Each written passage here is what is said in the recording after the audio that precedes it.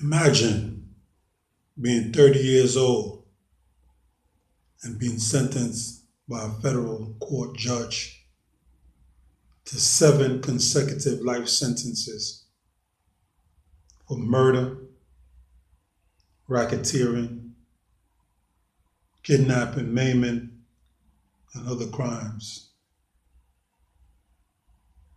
as well as being a pioneer, being the first crack dealer in Bedford-Stuyvesant section of Brooklyn. Imagine your whole world being crushed and the weight and the gravity of that 7 consecutive life sentences as you stand in front of the judge at 30 years old.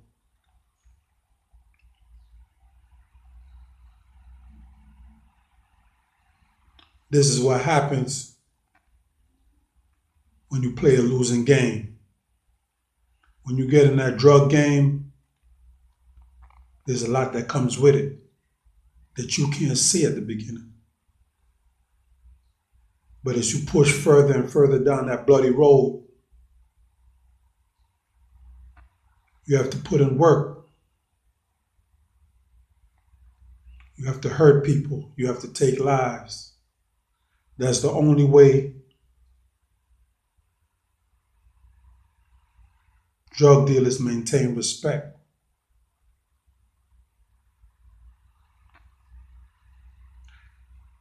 People don't respect kind people, good people, not in the street, not in that kind of life. The more vicious you are, the more respect you get. The more vicious you become, the more the authorities hunt you and want to remove you from the street. So when you play that game, that drug game, you're playing a losing battle. Not only do your enemies want to see you dead and want what you have and what you have achieved, but law enforcement want to take you off the street and lock you away for life. Now, this brother Uzi Delroy was somebody I knew. We moved in the same circles and knew the same people.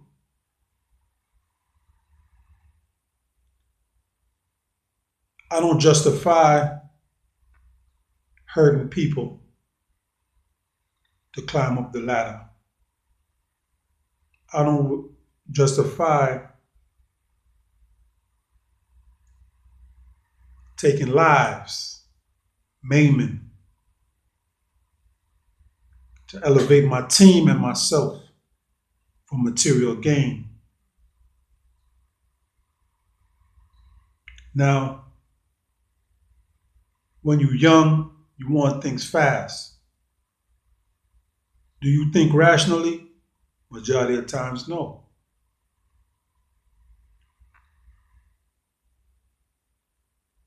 With age comes wisdom. When you're young, you're impulsive. People make mistakes.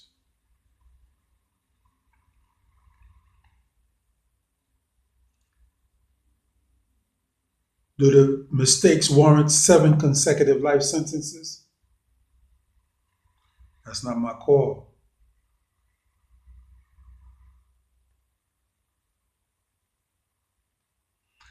But what I don't agree with,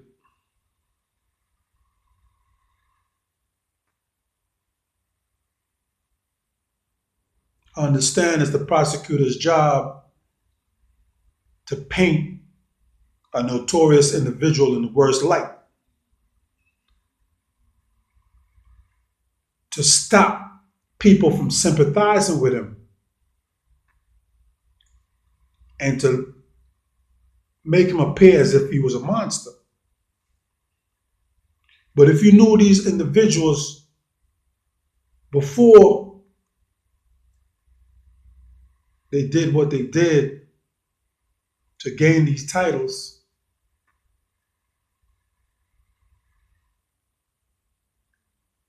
then you see the person before the transformation. When you chase money, you go down a path of no return.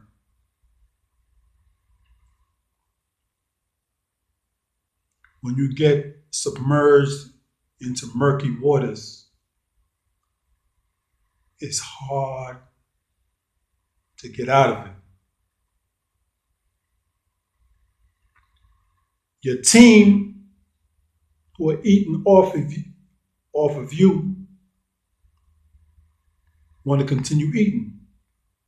They want to drive the fancy cars, wear the fancy clothes, wear the nice jewelry. They don't want the gravy train to stop. So now when you start talking about, man, I'm changing up, I don't want to do this no more, guess what? Somebody's looking to take your head. Once they know your connect and know where they could cop from and re-up from, they're going to take you out. So now you become a victim. Your connect doesn't want you out the game, especially if you might be responsible for moving, say, like 500 keys a month or 1,000 keys a month or what have you. Once you're doing numbers, the connect don't want to see that outlet closed. So guess what? They're going to discourage you from retiring, even at the point of death.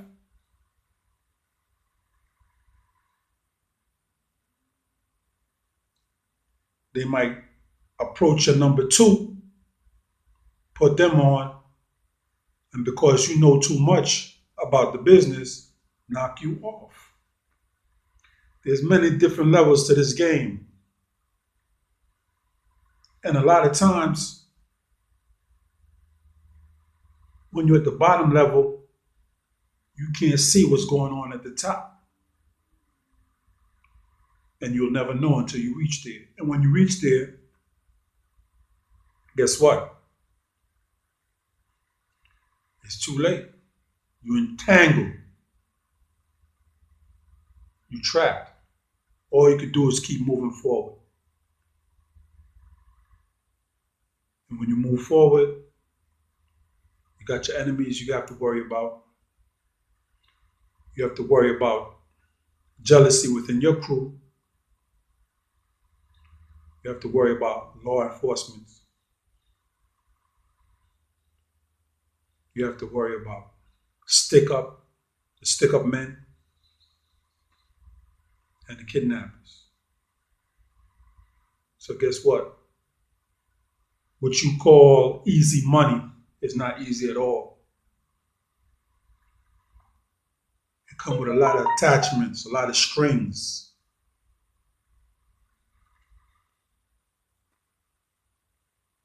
A lot of things that you're not prepared for. But still, everybody think they're ready for the game. I'm pretty sure when Uzi Delroy stood in front of the judge, and the judge with his head bowed, and the judge gave him those 7 life sentences,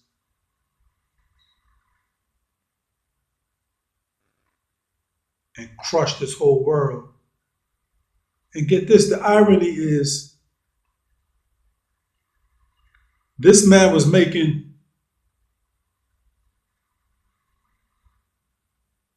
approximately $1 million a month or a week.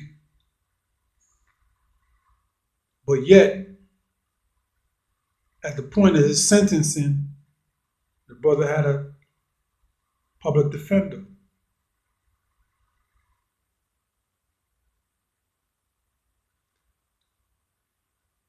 Rumors were on the street that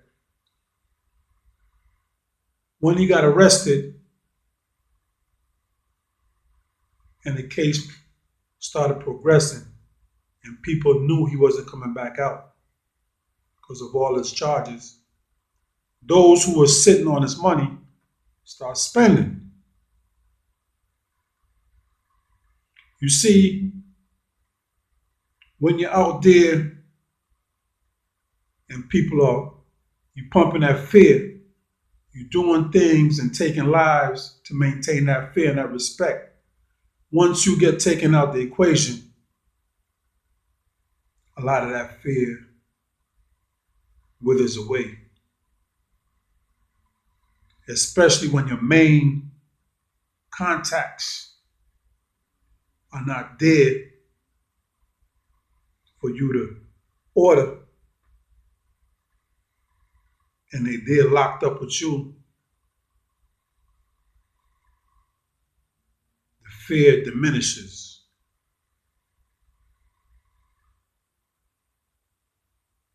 Imagine 30 years old. You haven't even reached your prime yet. At 30, you're just coming into knowledge of yourself.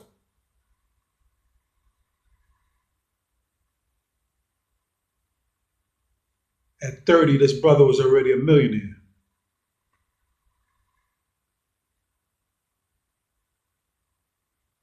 Now, they charged him with being a pioneer. The prosecutor said he was a cold-hearted, brutal, and vicious killer. The judge said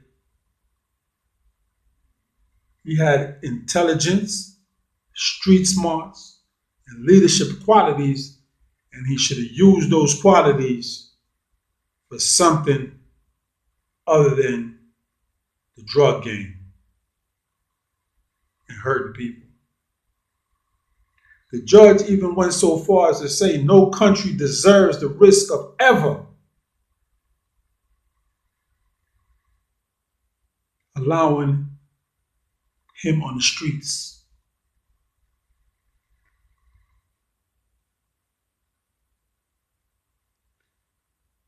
Because the public defender asked for leniency. He asked for the possibility of parole.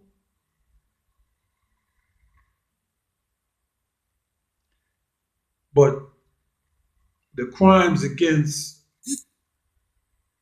Uzi Delroy was so heinous, so unforgivable,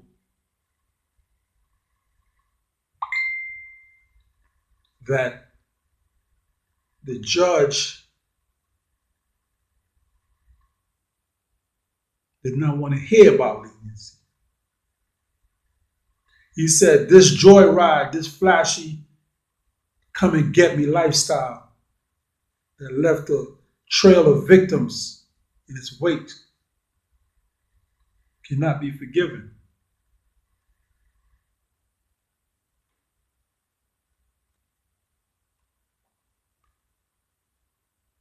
So what made him broken? He got the millions of dollars. He got the flashy lifestyle. He got the Benzes.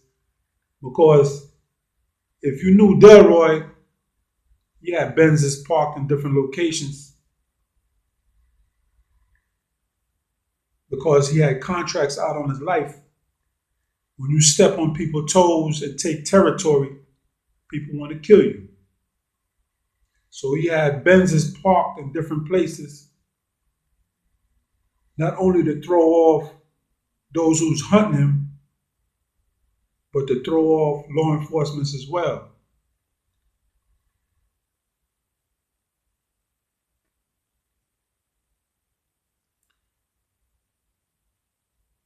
The brother was intelligent.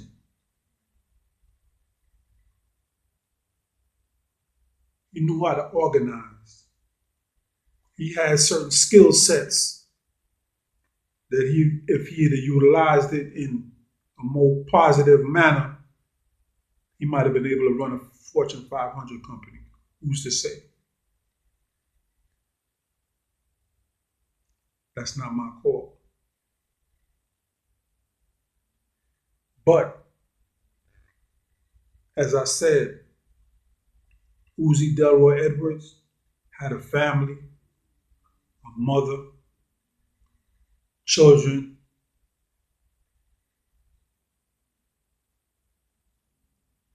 The man was a human being until he made those bad choices that turned society against him and start viewing him as a monster based on his bad decisions. What happened to him could have easily happened to me. But I learned from his mistakes and I didn't follow down that path. The same way I learned from his mistakes,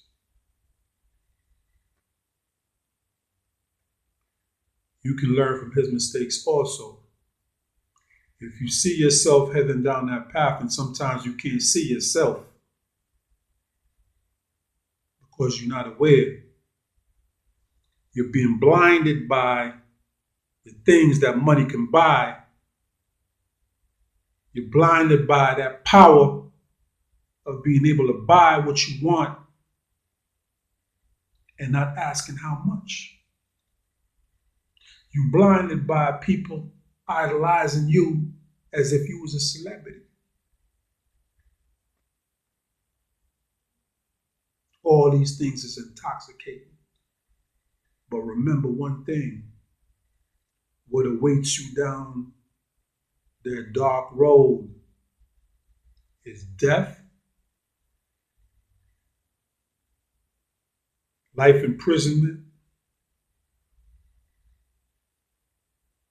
or being crippled for life, being ostracized as a monster. That's what awaits you. So now you have to ask yourself,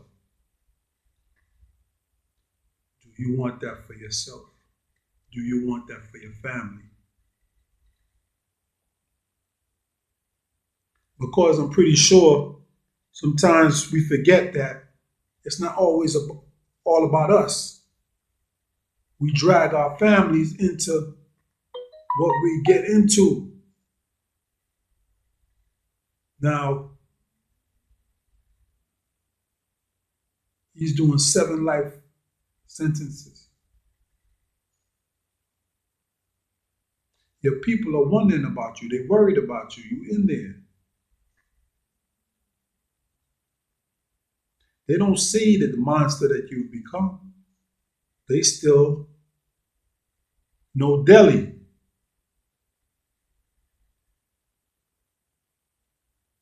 The son, the nephew, and what have you. Their family member. That's how they view you. So now they have to watch themselves against retribution from your enemies as well. So you basically condemn them by your actions that you do.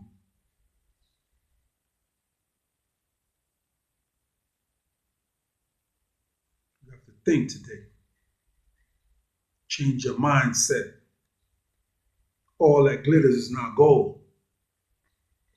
Remember, all the Benzes, all the money, all the jewelry, all the clothes or what have you that this brother had,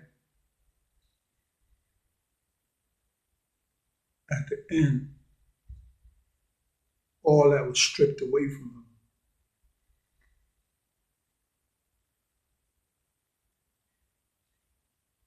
The feds is going to come for all that you can account for with legit money. I don't care you put it in your mother's name, you put it in your aunt's name, or whatever. They got accountants that's going to check the books. And if things don't level up, if things don't check through, forfeiture. They snatching all of that. If you have bank accounts or whatever, they freezing it until you can prove where you got that money from. So the money that you do have, if you're not a forward thinker and have different stashes all over the place, once they freeze your money, you can't even defend yourself. See, the brother had a legal aid. So you ask yourself, what was it all for? You lost your life, you lost your money, or you lost your freedom, you lost your money, you lost your cars, you lost everything. You have no contact visits. You have no contact.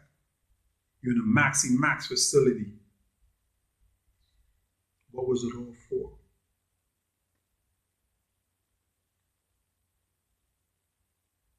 These are things that, these are brothers that we have to learn from today. All the youth that's out there slinging and balling and thinking that they're doing things. There's a beginning and there's an end to everything. There's a time for everything.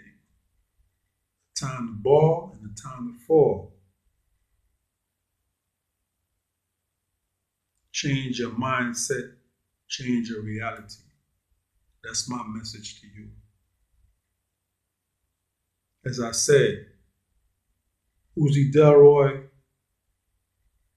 was in Flatbush, we was moving in the same circles, we knew the same people. But I learned from his mistakes. And I didn't end up like him. Which is why I'm here now giving you this message. This is what this platform is all about. Wise people learn from the mistakes of others, while the fool keeps making the same mistakes, expecting a different result. Peace.